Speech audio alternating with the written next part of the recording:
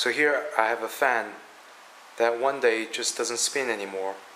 If I turn it on, the blade will move slightly, as you can see here. Maybe not. Let me try again. Okay, I set it on the maximum setting, and here the blade is spinning very slowly. After I opened the fan, from the back side where there's a motor, I found two wires attaching to a capacitor, which function is to kickstart the fan motor.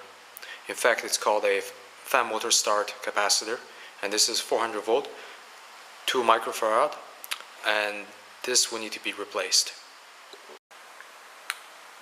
This is the newly replaced fan motor starter capacitor. It's not exactly the same as before, but it works. Now let's try this fan. Works well.